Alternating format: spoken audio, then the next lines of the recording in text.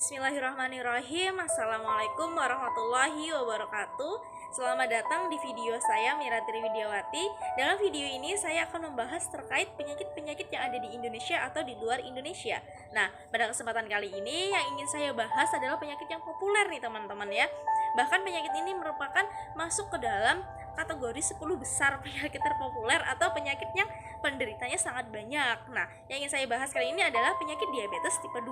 Nah, sebelum kita lanjut ke video saya, jangan lupa like dan subscribe ya teman-teman ya, agar teman-teman juga tahu perkembangan video yang saya upload seperti itu ya teman-teman. Nah, baik, sebelumnya mungkin teman-teman di sini berpikir bahwasannya penyakit diabetes mellitus itu tidak hanya satu tipe. Bahkan di sini ada tipe 1, tipe 2, tipe 3, bahkan ada diabetes mellitus yang menyerang pada wanita hamil, ya kan teman-teman ya.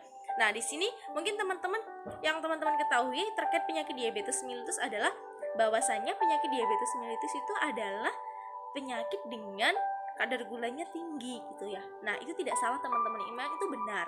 Nah, baik, kita perdalam lagi teman-teman ya. Penyakit diabetes itu merupakan salah satu penyakit menahun pada diri manusia. Kenapa dikatakan penyakit menahun dengan kadar glukosa yang tinggi? Karena di sini penyakit diabetes mellitus ini sukar dikenali oleh penderitanya, karena biasanya penderitanya ini memeriksakan ketika kondisi sudah parah. Nah, seperti sudah menginjak setahun, 2 tahun baru kerasa kalau mereka itu sakit ya teman-teman. Jadi ketika periksa, oh ternyata glukosanya tinggi, seperti itu. Kita lanjut. Nah, kita masuk ke dalam estimasi jumlah penderita diabetes di seluruh negara atau di dunia ya teman-teman pada tahun 2000 sampai 2030. Nah, pada tahun 2000 Indonesia itu telah menduduki ranking 4 dengan jumlah penderita diabetes 8,4 juta jiwa yang menderita penyakit diabetes. Nah, pada ramalan pada tahun 2030 Indonesia tetap menduduki ranking keempat teman-teman ya, tapi dengan jumlah penderita diabetes yaitu 21,3 juta jiwa. Nah, di sini teman-teman ya, kenapa kok malah semakin meningkat, semakin banyak, bukannya mata rantainya turun atau terputus gitu ya teman-teman ya. Nah, di sini memang karena kita ada beberapa faktor yang mempengaruhi, nanti kita bahas. Nah, di sini berapa sih kadar glukosa dikatakan normal? Nah, di sini glukosa dikatakan normal yaitu 80. 80 itu sudah dikatakan normal, teman-teman. Tapi apabila di bawah 80 kita dikatakan non normal atau tidak normal kadar glukosanya. Nah, itu untuk kadar glukosa paling rendah adalah 80. Kalau paling tinggi itu berapa ya gitu kan. Nah, di sini kalau paling tinggi kadar glukosa paling tinggi yaitu adalah 180 mg per dl seperti teman-teman. Nah, jadi ketika kadar glukosa teman-teman lebih dari 180 berarti teman-teman sudah non normal gitu teman-teman, karena kadar glukosanya sangat tinggi seperti itu. Baik, kita lanjut.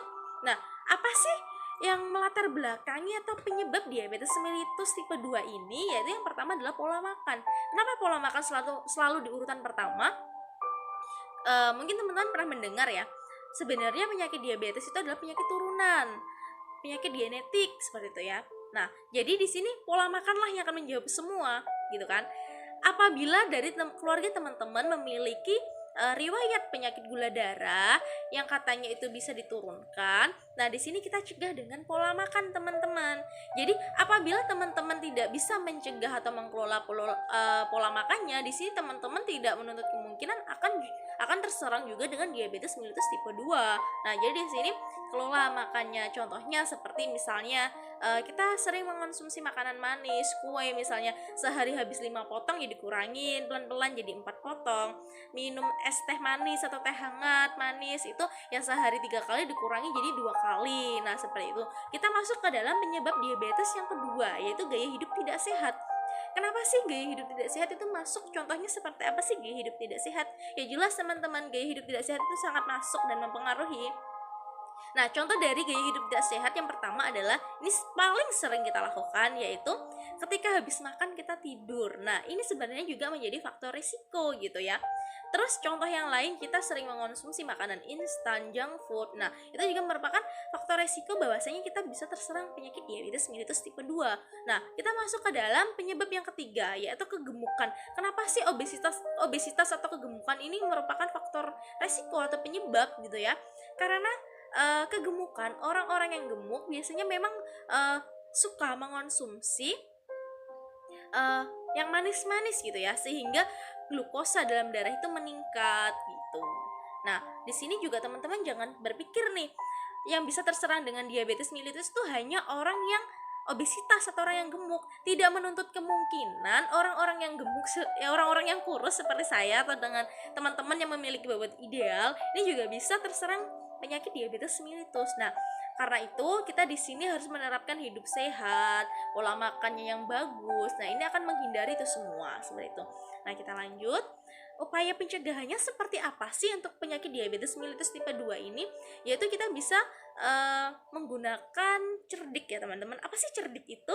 Cek kesehatan teratur. Nah, jadi cek kesehatan ini tidak hanya untuk orang yang sakit, tapi juga untuk orang sehat. Ini juga sebenarnya wajib untuk cek kesehatan, karena ini untuk deteksi dini apakah kita memiliki riwayat penyakit ataukah calon-calon bibit penyakit pada diri kita. Tadi C ya, sekarang E. Apa sih? Enyahkan asap rokok. Jadi di sini kalau teman-teman yang teman-teman cowok ini yang merokok, dikurangi rokoknya. Kalau teman-teman yang cewek pada punya keluarga yang merokok, jadi apabila kita tidak bisa mencegah, lebih kita yang ngalah ya teman-teman. Ketika ada orang merokok, lebih kita yang menjauh untuk sementara waktu sampai orangnya selesai merokok. Yang ketiga yaitu R. R-nya itu apa sih? Rajin aktivitas fisik gitu ya. Jadi kita aktivitas fisik. Di sini aktivitas fisiknya nggak usah yang berat-berat ya teman-teman, sempatkan aja 30 menit gitu. Kita olahraga kecil seperti jalan-jalan atau lari-lari kecil di halaman rumah, itu juga udah masuk dalam aktivitas fisik teman-teman. Nah, kemudian kita lanjut ke D. D itu apa sih? Diet seimbang. Nah, di sini mungkin banyak teman-teman yang udah melakukan diet tapi dietnya belum sesuai seperti protokol kesehatan ya teman-teman ya. Di sini jadi seperti apa sih dietnya yang seimbang, kita cari informasinya. Sebagaimana sih diet yang bagus, kita gali informasinya. Jangan sampai salah kita dietnya, salah-salah malah nanti kita melakukan diet yang seharian gak makan atau seperti apa cara dietnya salah, itu malah menyebabkan bibit-bibit penyakit atau menimbulkan penyakit baru teman-teman ya. Oke, yang selanjutnya adalah I, istirahat yang cukup. Di sini teman-teman juga harus mengelola bagaimana cara istirahat yang cukup, istirahat yang baik agar teman-teman terhindar dari beberapa penyakit seperti itu ya. Kemudian yang terakhir adalah K, kelola stres. Nah, di sini teman-teman diminta untuk bisa mengelola stres sehingga imun tubuh tidak turun. Apabila pikiran kita stres, otomatis imun tubuh akan turun. Ketika imun tubuh turun, nah disitulah kesempatan penyakit akan menyerang kita. Baik. Nah, demikian yang bisa saya sampaikan. Mungkin ada masukan atau bahkan teman-teman yang memiliki pengalaman boleh di-share di kolom komentar ya teman-teman. Semoga bermanfaat. Saya akhiri. Wassalamualaikum warahmatullahi wabarakatuh.